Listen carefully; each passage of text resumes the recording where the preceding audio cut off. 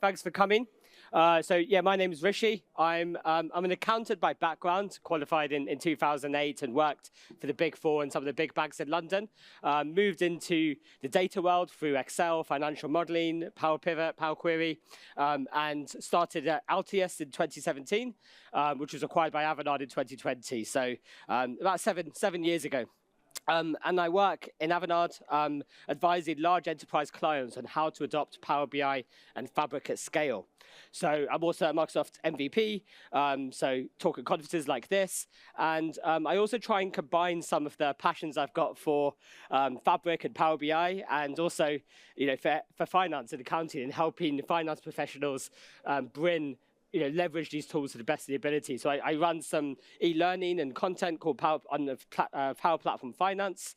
So I did an e-learning course here, a training course here, pre-con last year at SQL Bits, and I put some of that as e-learning. It's the first two modules are free, and then the idea is I'm going to run cohorts and groups to actually talk people through it, to go through that material, with weekly review sessions and things like that, because I think that's really the best way to learn. There's so much content out there. You can learn all of this stuff if you want, but actually I think it really needs that human interaction and actually someone guiding you through the content. So that's what I'm really keen to do. If anyone's keen to do that as well, let me know. So in terms of, let me just go back to slides. So I wanted to start with kind of looking at data analytics in the finance function. So I qualified back in 2008, and I did a short stint in product control, which is kind of doing reporting for banks, middle office. So taking front office, back office systems, doing reconciliations, doing P&Ls. And whilst I kind of liked the intellectual challenge of accounting, it made me realize that I didn't really like the monotonous daily and monthly processes with, bringing that data into Excel and then, running the macros to be able to get to your numbers, and then, archiving your month ends and getting to your month end numbers. And it was repetitive, and it was monotonous, and it was a lot of work. And I moved into financial modeling, which obviously probably sounds exactly like the same thing, but actually it was more of that IT technical and that stepping stone into Power BI.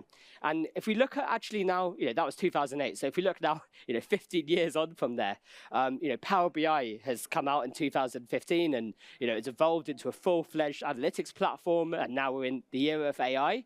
But financial processes are still very much stuck in Excel. And as data complexity and volumes have increased, the demands of the finance team and has become more of that kind of burden around these kind of processes. So this is a survey from, is that actually working? From a company called Data Rails.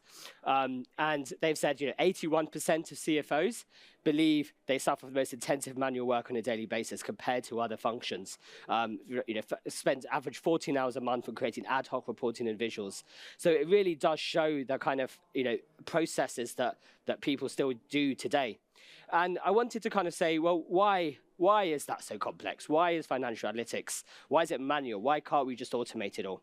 And the answer is that there's a big gap between financial transaction data in your ERP, in your accounting system, and the data structure, so that sits in the operational pane, and what data you need for analytics, so to bring it into something like Power BI.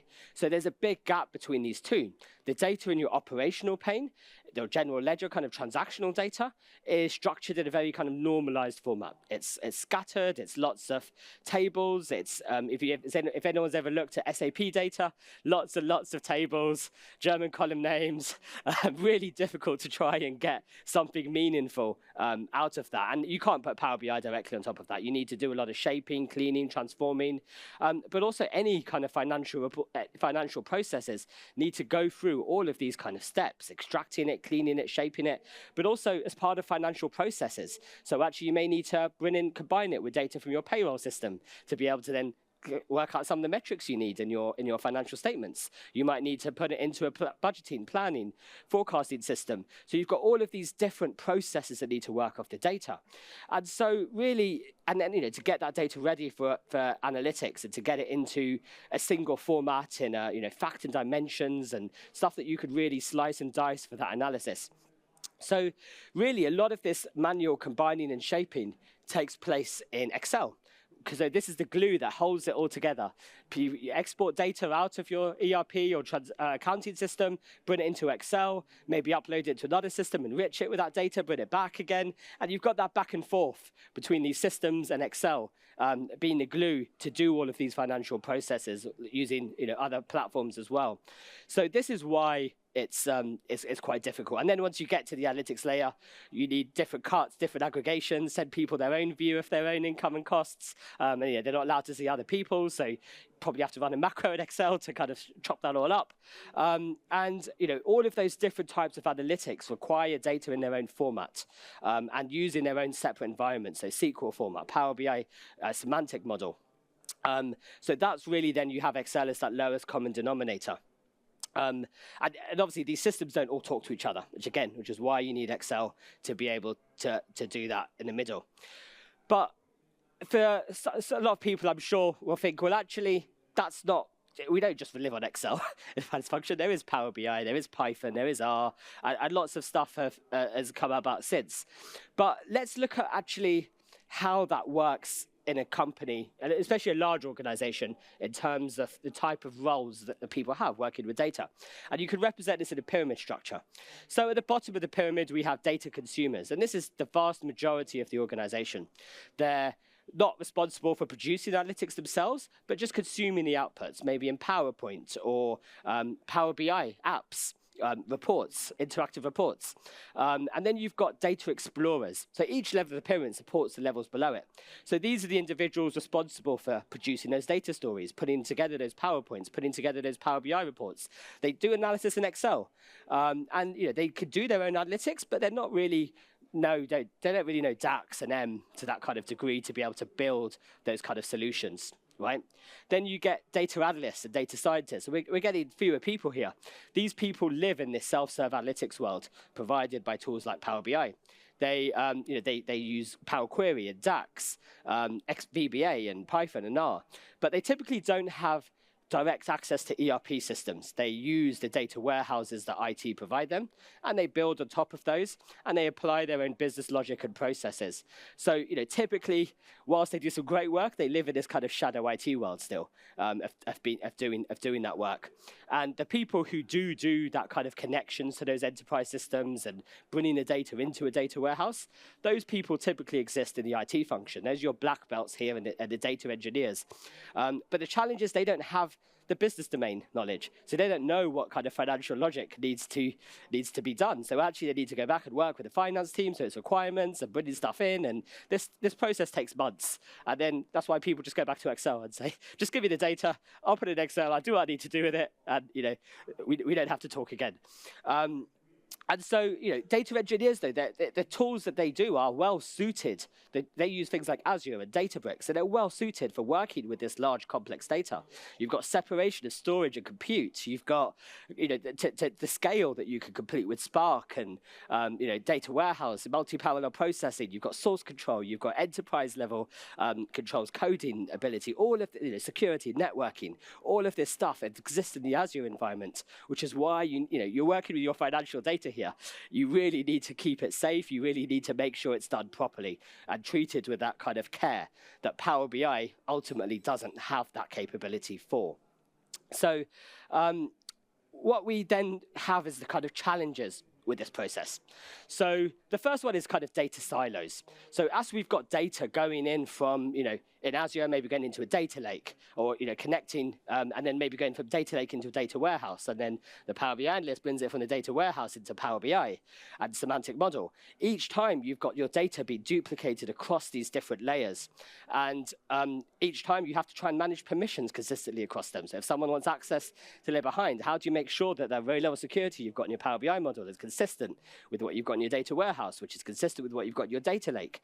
And it's really difficult to be able to do that. And again, even the default way of building Power BI reports is everyone just opens up Power BI, connects to whatever data source they want, does their own modeling, and each person builds their own little silo of that data and their own copy of that data to be able to do the processes that they need to. And so data silos becomes a big problem. And when you're working with finance data and you need a single version of the truth because you need to know what your month-end numbers are, you need to be all talking for the same hymn sheet, it becomes a challenge, especially in finance. And you've also got that high complexity. So, there's a lot of the data engineering work. It's difficult. It's hard to find data engineers in the first place. So that team becomes a bottleneck. It becomes very difficult to be able to stitch all of this stuff together. And, you want to bring in a new data source, and you have to bring everything into this environment and build all of this stuff, and networking and security and all of that stuff needs to go in there. And, lastly, kind of linked to that is the time to insights. To say it takes months to be able to go through this process to get the requirements for the logic that you need and all the rest of it, and then to be able to set up those pipelines to be able to get your insights in Power BI ultimately. And there's a lot of pain in that process. So then we bring in Fabric. And Fabric is essentially just a whole mix of services brought into one. So are people here familiar with Fabric? Yeah. Okay. I mean, it's a cool bit. So yeah, I've done this session for chartered accountants as well, and I've kind of gone through a bit more detail with that because I'll go through this fairly quickly. So obviously, there's all these different services, but just to think about how it relates to those kind of challenges, you've got it caters for both low code and pro code, for code first developers. So you've got data flows, and you've also got, for the low code experience, but you've also got the code first and notebooks and all the rest of it. And you've got all of those different services that obviously one copy of the data. You don't need to move your data from a data lake to a data warehouse to Power BI. Once it's in one lake, all of those workloads just sit directly on top of it. And you have then all that a single governance layer linking into Purview.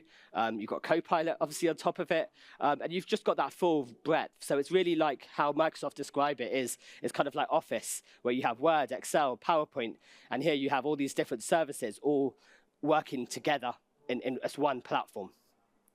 And in terms of then how that, just to go through a few of those kind of things, you've got data integration, and this is kind of where you've got data flows. And again, same data flows you've had in Power BI that the finance team are used to working in Power BI with those hundreds of connectors. You've got the data engineering, where you've got then the ability to write notebooks and Python, R, HTML or SQL. Data warehousing, so like you've got Synapse, you have dedicated pools, you've got that full multi-parallel processing capability of a data warehouse, but it's spun up and not paying for it all the time. It's just there, software as a service, spin it up, you get charged for what you use rather than having these clusters there the whole time. Data science, real-time analytics, that's what's going on now on real-time analytics. It's really evolving, and obviously you've got Power BI for that as well. So Power BI is just now one of those workloads as part of Fabric. So in terms of then, what does that look like for an architecture for finance? And how I'm seeing this kind of working is that you're bringing all of your data into this one lake that can be virtual or physical. So you can copy your data into one lake and bring it in for a pipeline, or you can just reference that data. If it's already been brought into Azure and you've got that connection there, you can just shortcut into that and just point to that reference and say, this is my data that's coming from SAP. Here's my data that's coming from Oracle. Also, here's all my Excel files that I use for reference data and everything else and mapping. Let's bring all those into one lake too. And then you've got everything on there. You've got all those workloads that sit on top of there. And then you've got systems that could read and write to one lake, because actually it's available externally. You can access it through APIs, through ADLS Gen 2 APIs. So potentially, other systems like OneStream, Workday can potentially interface directly with it. Now, again, I think need to see kind of how all this stuff works and stitch it together. But the idea is that one lake becomes your layer that stuff reads and writes to, rather than Excel being that lowest common denominator. One lake in the cloud becomes your lowest common denominator. And obviously, once you've got your data in one lake, one of the biggest advantages of it is that you've got Copilot on top of it. So, again, not here right now, and I'll show a lot of Copilot, by the way, today. So I hope everyone's looking forward to Copilot. But, the idea is that you can go and then you don't have to have reports delivered to you with all of those insights. As an end user consumer, you can go and ask questions of your data, and it can go and answer those from your one lake, from one lake itself. And in terms of then how that deals with some of those challenges, so data silos, the idea is that rather than, and this makes it reusable, so rather than you just building your own Power BI solution and building your own data in that file or an Excel file, you've actually got it in one place where everyone's reusing that same copy of the data. And so if someone else needs to use that same SAP data, they can just shortcut into that workspace, into that lakehouse that was there, and bring in that data into their own workspace and create a new data product that's specific to their requirements, but they're not copying the data, and they're making reuse of that logic that's been done once properly.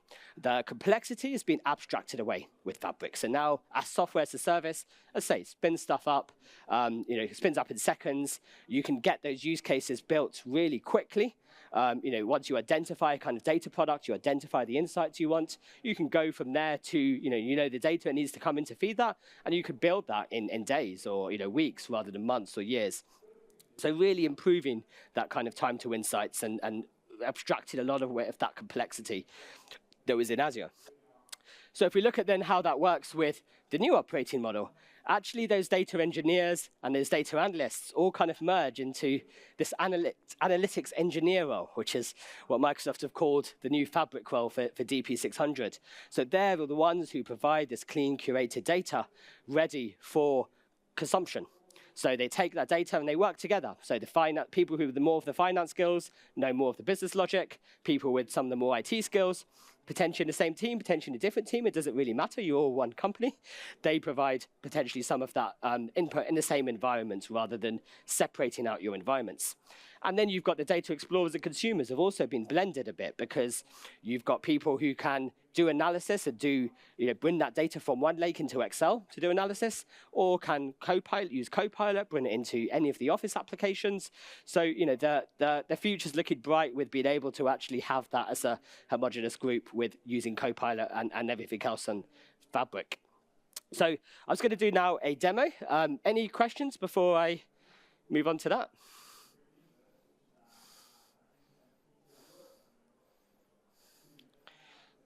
No? OK. So to go into Fabric, we just go to app.powerbi.com, and we just create a workspace. So I've just gone in here and created a workspace and created a lakehouse object. So again, hopefully most of you are kind of familiar with that. And we've got these two layers of our lakehouse. We've got tables and files. So files, we can just upload. Actually, sorry, before I do that, I just wanted to actually go through what our demo looks like, so just so we can get a feel for it. So we've got some reference data. So we've got files that contain our chart of accounts, our organizational units, our exchange rates, and we can actually use OneLake File Explorer, so actually like the OneDrive app, essentially, to synchronize those files from our machine into a lakehouse, or we can just upload them. We also have our financial transactions in a SQL database, so we're going to use a pipeline to bring that in. And we're going to use a kind of medallion architecture. So we've got a bronze layer, which is bringing all our data in, not doing any cleaning and shaping really, just landing it all in there, both the SQL and the files. We've then got processing in our silver layer, which is what we're going to use data flows for. So the data flows is going to connect to the bronze lakehouse, apply any transformations, produce your general ledger, your trial balance, fact tables, and then have all of your dimensions, so org units and everything else. And then we've got finally, they just output of the data flows outputs directly to the gold level lakehouse. So you don't need to output to a lakehouse in the same workspace. You can output to a lakehouse in another workspace. And that's the goal. That's going to be your facts and dimensions, your semantic model, where you add your measures, your logic, and Power BI sits directly on top of that with direct lake mode. And we're going to look at Copilot across all three of those. And just to show you what we want to end up with at the end, we want to have this this is just a conceptual model of what our semantic model is going to look like in Power BI, where we have a general ledger and a trial balance. We've got our different dimensions linked into there. So this is more granular. Our trial balance is grouped by month, end of month date, and an organization unit, an account. And then we've got a few other ones in here, so we can drill into some of that detail. So we can start at a high level, so we'll use our trial balance to produce our income statement. But then if someone wants to drill into the next level of detail and see what transactions were happened in March, to make up that balance, then we can do that as well. So, and actually, I'll show you here what some of our SQL data looks like. Can you see that? Yep. So, we've got here then our tables. So this is, we've got transactions. Oh, is that connecting? So what we've got here is we've got all of our different transactions grouped into different tables. So we've got bills and checks and journals and things like that, expenses, deposits. Now, most of these, they contain most of the same columns, but not all. So actually, we can't just combine them all because we'll end up with a lot of blanks if we just do that, actually. So we need to kind of be careful when we do that union to say, actually, if this is blank, populate it with a surrogate value because the blanks are going to cause issues in your Power BI model and can potentially cause mistakes. So we can see the example of kind of our transactional data. So we've got bills, we've got accounts, obviously, we've got vendors here, debited local currency, credited local currency, and we need to convert that into reporting currency. So we've got exchange rates as a JSON file, and we need to also then use that and convert that at that date's exchange rates. We then have a few Excel files, so we have our chart of accounts, each account, what's the name, where does it sit in the hierarchy of the income statement or balance sheet. And then we've got a few other kind of reference data, so the organizational units. If you remember in our transaction tables in SQL, we had the org unit that it applied to, and then each org unit has its own currency. So here we've just got a reference table that's got the currencies in there. And also we have our customer data. So our customer invoices are in a really messy format because they have, so here if we look at customer invoices, we've got all of these files like it's just the customer name and then it's got the month. And we need to kind of combine these all together. But actually, these files are quite messy because they're nicely formatted in Excel with an image. And actually, we just want this bit of data here, and we need to probably shape it. So we need to bring all of this stuff together. So we've got a bit of that ETL. We're starting to see some of this complexity coming through already, even in this really simple example. And this is not using, obviously, SAP or anything like that. That would be a 10-hour session if I was trying to do that. So then what we do, now if we start now, we bring in our files. So I've just gone to upload in the lakehouse, upload files, and uploaded a CSV. I'm just actually going to start Copilot quickly as well, just start a new session. And yep, so I'm going to upload. So this is FS lines table. It's basically a metadata helper table that just basically has the rows of the income statement we want. So row 1, we want it to say revenue. And row 2, we want it to say this, this, this. Row 5, we want it to be gross profit percentage. And then we just say what type of calculation is it? Is it just coming from a hierarchy level on the chart of accounts? Or is it coming from something else? And so we've uploaded all of our files here. And because this is just a CSV, actually, we can also just load it into the tables layer. So the files layer can hold any type of file. It can hold PDFs, PowerPoints, everything else, whereas the tables layer has data in Delta format. So we can just load that. And here's one did earlier. So even now we could work with this exactly as if it was a table. So we've taken the FS line CSV table, put it into a table here, and we can query it with SQL. So we can just do, select star from one of the tables or something like that. And even though we can work it at the table, we can actually see it is still files. So it's this Delta format where we've got a Parquet file and we've got a Delta log. So that logs the transaction. So we can roll back in time, or we can make sure we've got consistency in our data. So it's kind of halfway between a data lake and a data warehouse. It gives us some of that transactional integrity to our data as well. Now, obviously, for all of these reference data files, we can't just bring these into tables. We have to kind of transform them. So we could connect to this layer of the lakehouse and the data flow, and we could then just output it. Even if we didn't do any transformations, a data flow is one way of just going from the files layer to the tables layer, essentially. Or we can use a notebook, and that's what we're going to do here. So, sorry, that didn't actually start, did it? So here we've got Copilot running here as well, the notebook. So here we can write code in Python, in HTML, in R. And we've got, let me just put in a Copilot prompt, and I might need to come back on this if it takes about a minute to run this. So I'm just saying ingest each of the Excel files in a reference data folder into a data frame, which is what we work with in PySpark, convert it to a Spark data frame, and save as a Delta table back into the lakehouse. So I don't necessarily know the code for that. I don't know PySpark or how to write it, but I want to have this consistent way of doing it. So it's just running. For notebooks, for now at least, you need to run this commands to be able to install it. So I'm going to come back to this just in the interest of time. Oh, here you go. Is it stopped? Has it done it now? It's taking a minute. And once it's done that, it will come up with all of these tables now. We can see all of our tables are in Delta. We can see that little triangle that it indicates is in Delta. So we have all of our files in there, everything loaded in to Delta Lake there. Right, so now what it's done, we can see it's actually created some code for us. So we've said, and it's given us the steps. So we said ingest each of the Excel files into a data frame, and it's given us the steps there. Number one, import the necessary libraries. Import pandas, and then we can just run this code. Now, the chance of this working first time is very, very low. But it will, if it gives you an error, you can write back and say, this is giving this error, and it will say, sorry, here's another bit of code, and you can go a bit back and forth with it, or just go to ChatGPT, and it will give you the same kind of thing as well, right? And we've got, but the idea is that, it can really help you to understand that, but it references your lakehouse. It knows your files and data, and you can actually do analysis on this data. You can say, tell me the trends and patterns in this data, tell me anomalies, tell me all of these things. So actually, it is a little bit more powerful than kind of ChatGPT. I know you can upload files to there, but here you've got your whole lakehouse, right? You don't need to upload a zip file or something into ChatGPT, which you shouldn't do anyway. And then we've got, so yeah, Copilot's quite powerful there, and it's to say this is once that runs, it brings in something like this. But you can see the kind of code it writes there to do that as well. So it just converts it into a data frame and writes it back. Then what we do is we want to bring our SQL data in.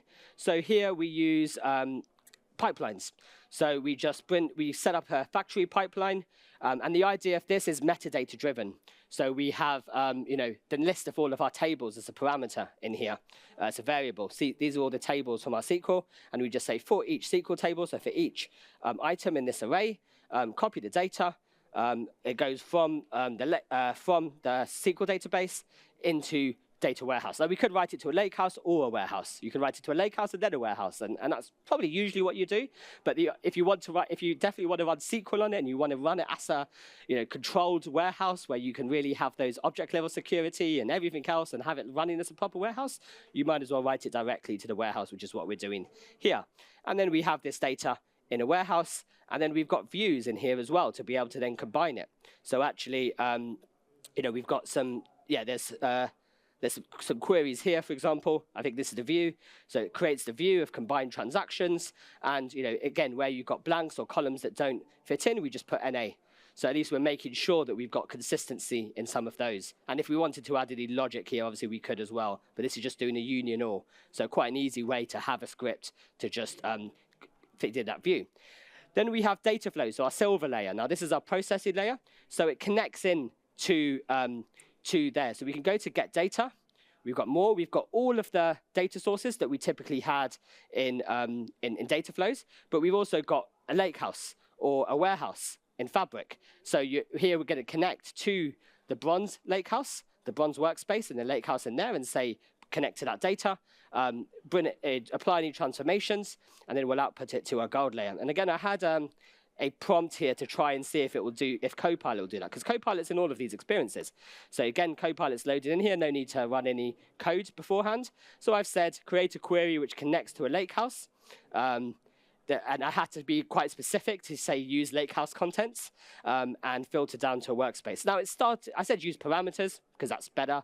It didn't quite do that. It just put them as variable step names and then just use lakehouse.contents and connect it to it. I mean, it probably would have been easier for me to just go to get data, but you can see the idea of how it can automate some of those steps.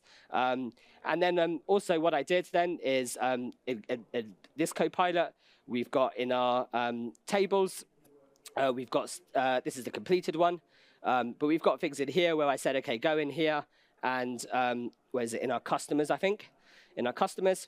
So I've said the column, do you remember we had the file name and it had the customer name and then it had the date in YYMMDD format. So I've just said the last 8 characters of the name column represent the invoice date, extract this out into its own column and put it in date format. So it would have been a few steps, and this does work. I think I'm on the wrong table at the moment. But yeah, that does work. It actually brought it out into a new column and gave it into a date format. And then the other thing that was quite cool is I thought, okay, actually, I have exchange rates here, but if I didn't, could Copilot do that for me? And actually, it can. It could go out to the internet and generate, get data for you from the internet. So I just said, create a query that shows GBP to USD exchange rates.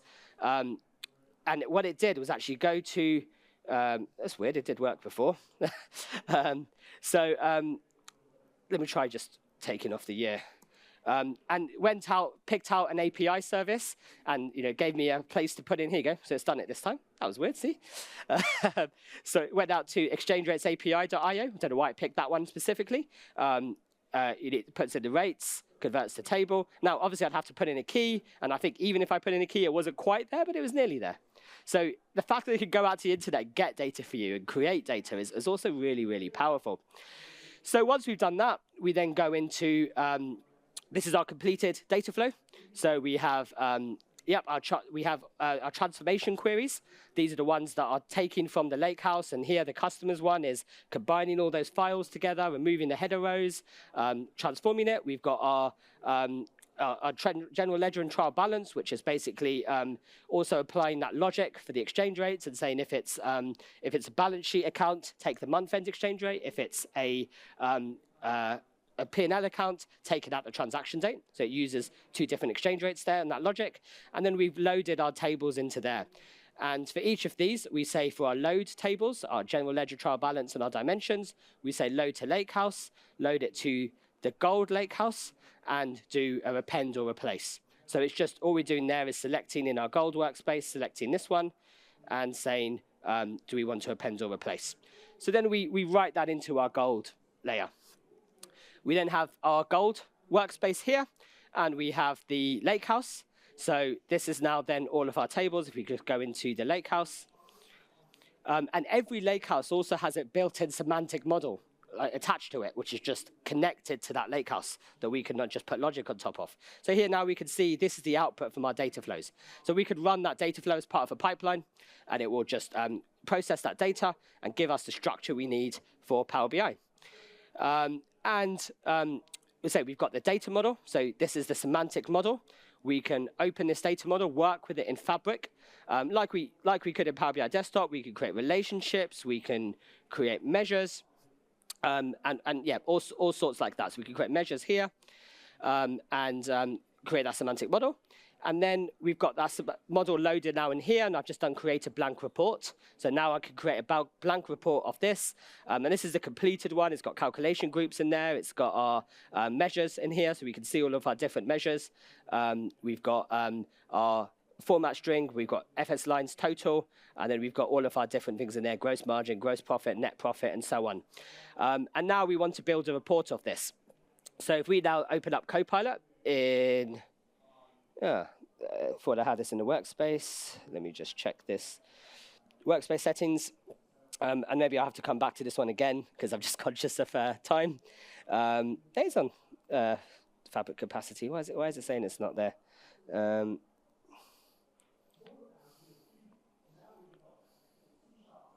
So let me just, create a blank report. So I just need to zoom out. Then we'll try that one more time. But essentially what it will do, I'm not sure why that's not working at the moment, but what that will do is read the tables and columns in your data, go out to an LLM and say, what type of analysis can you do with this? So this one said, you can do financial analysis, you can do, actually maybe I'll try the create blank report. You can do APAR, accounts payable, accounts receivable type analysis, because it recognized those names in my data field and went out to the LLM, and LLM said, yeah, you can do that kind of analysis on here. When you then go to, say, create it, it gives you some okay results sometimes with the visualizations, but it doesn't really know exactly where to look. So really, to make Copilot work properly, especially off this kind of data, you need to give it the right metadata. And hopefully that will come over time as well, where you can build a bit more custom solutions for that as well. So I was just going to go back and see if it does auto-create report. So if we do auto-create report, this is kind of Copilot, but it's just picking a report. Couldn't create meaningful visuals. Okay, so right, I've got a few more slides to go through, but that's kind of the end-to-end experience. And let me see if I can actually just get back into this. Don't save changes. I'm just going to try...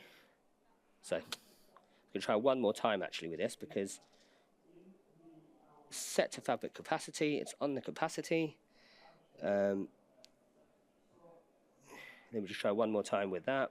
Create a blank report. Try with a different data model. Is it compatible with Copilot? Strange. That was working earlier. But anyway, okay. So let me go back to some slides, and then I'll kind of just finish off on terms of kind of where we are with this. So let me just extend again.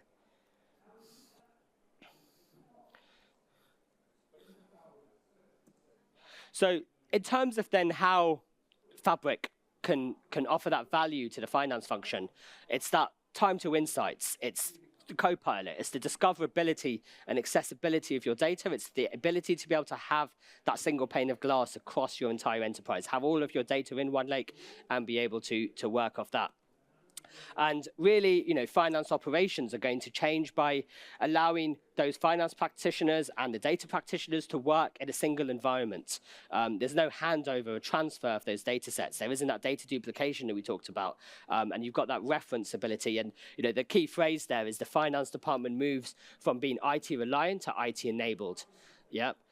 So you're really able to do that. And then we've got looking at Copilot and looking at just some of the ways that Copilot can start to apply in the finance world, the things that you could do with month-end processes like reconciliation or journal entry or financial statement preparation. Copilot could potentially start to help with all of those, budgeting, forecasting, understanding customer data, reporting and compliance, risk management controls, cash flow management. All of these areas, you can start to see how sometimes there might be custom Copilots. It might be stuff that you have to build for your process and your data. But once you've set it up and you've told Copilot how to do stuff, it could potentially do that off your data.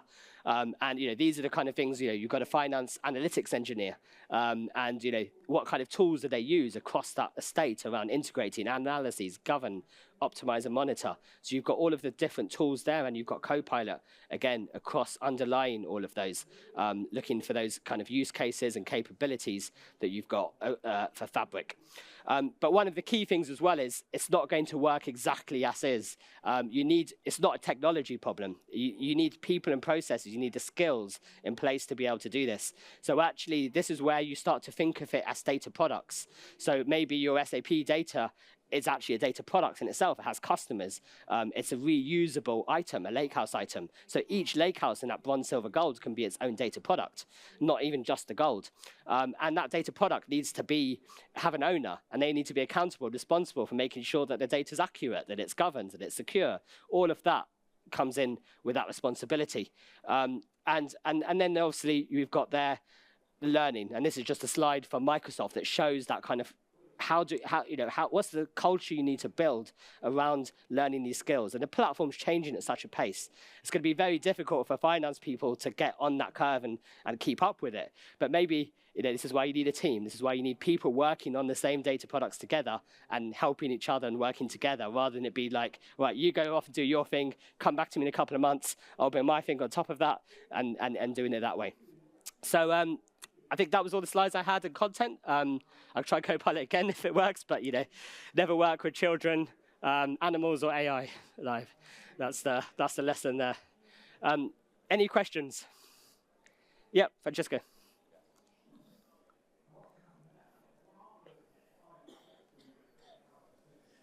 Have you checked how many resources was Copilot using while you were preparing this exercise? I haven't. The ones that we've just run now, I can check it on the capacity metrics app. I mean, you need to run it over a proper kind of experiment, right? And it's a good idea to kind of just have a plan for, I'm going to have 10 people write this many queries or, this many words over a period of time, and just enable Copilot for them in a workspace, and then go and see the Copilot activities. Then you can start to translate it into something real, right? It's one of those things, like, to try and just understand how much Copilot's going to cost isn't really a thing.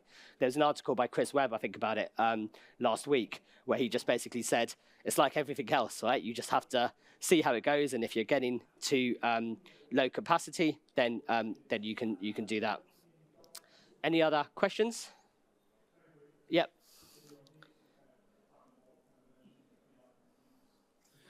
It's very interesting, thank you. I just wondered, what have you found to be winning arguments with trying to persuade CFOs, finance directors to ditch some of the Excel processes and go down this route? What are the really persuasive arguments? I think the reliance on things like VBA is one of them, because I wonder how many people coming out of university now have learned VBA, right? So once those processes change, I mean, obviously they can pick it up and you can run it, but being able to do those processes more consistently. So I think they tend to be, at the moment, these finance processes and these Excel spreadsheets tend to be very specific to an individual or to a team. So actually, if you can standardize those and put that logic into something like Python, and the power of Python is just huge with this, right? To be able to do all sorts of forecasting analytics, but everything to do with that data, right? And spot those data anomalies, or to be able to work out, what, even fill in missing values, imputed values, and things like that. All of that stuff can be done in a way that Excel is just not designed to do that. It's not that kind of tool. It's a generic Swiss Army knife to do everything.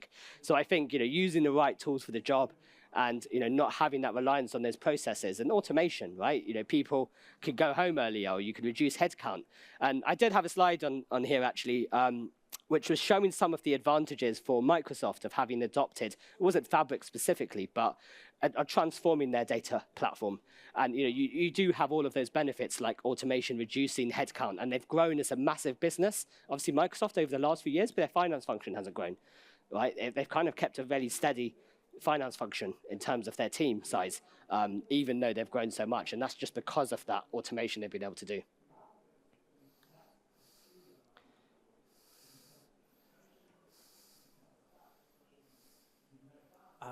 Well, thank you for the talk. If you are you able to check what API Copilot when you were asking for the exchange rate, which API I mean, like, if someone wants to know, like, exactly which one it used, like. I don't think there's logic in it that says it will use this API. I have, we asked it a question, it went out to a service and gave it to us, right? But, again, maybe if I put in the prompt, use xe.com or something, maybe it would have done that. I don't know. Again, this is the kind of thing, Copilot's at those early stages, but hopefully you can see that potential for it to kind of bring in data, do some of those activities, even though it's UI-based, you might not know how to do all of these things, and it should, it's getting there in terms of what it'll be able to do.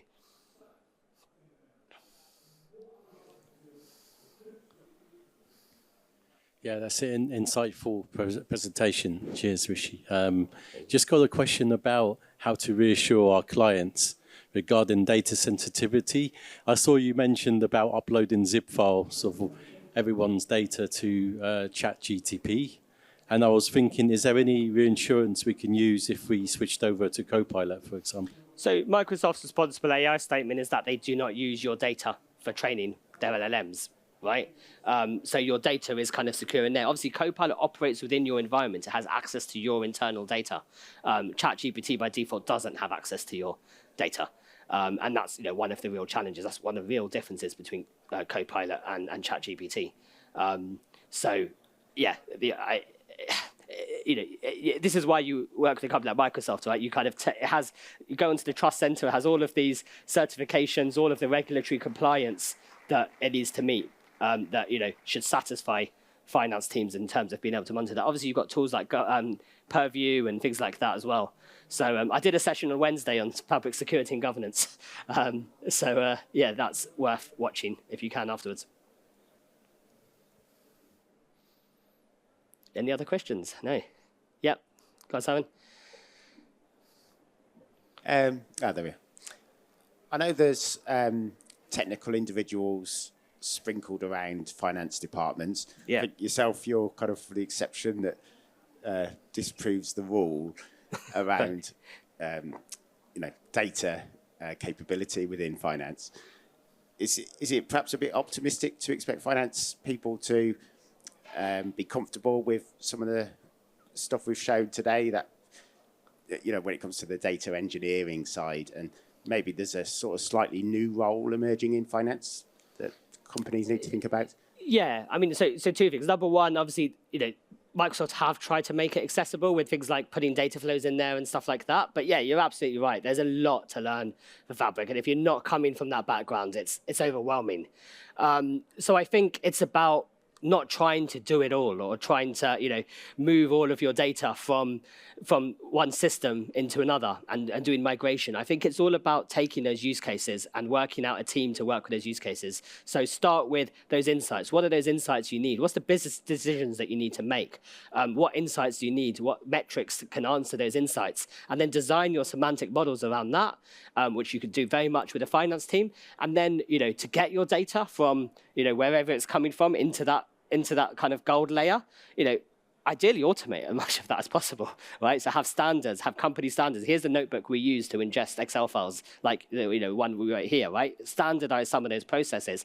And then people know they're running stuff in a consistent way, because the challenge is there's so many different ways of doing things, and people with different skills and people with different experiences will do things in different ways, and you'll end up with a big mess.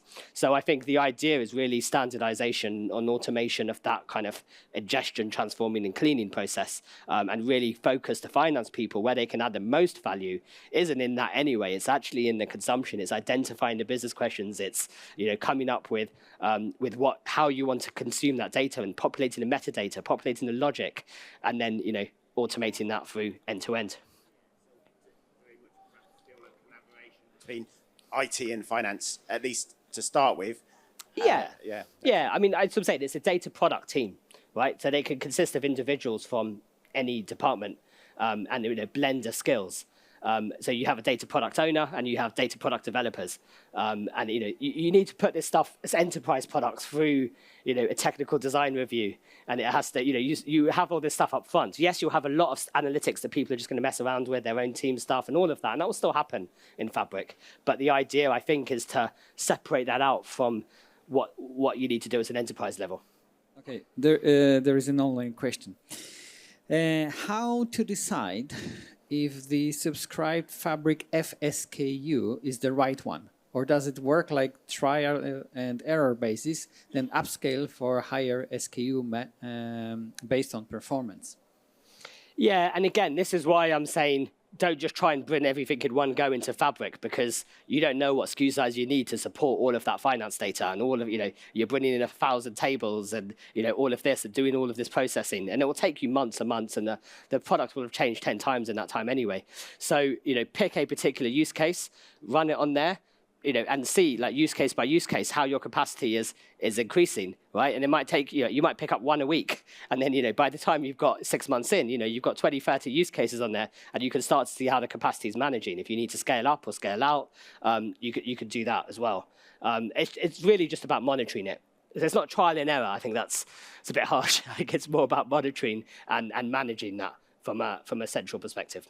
Great. Yeah, I mean, the slides are available as well. If anyone wants to, they're on Sessionize, and I think the SQL Bits team will make them available.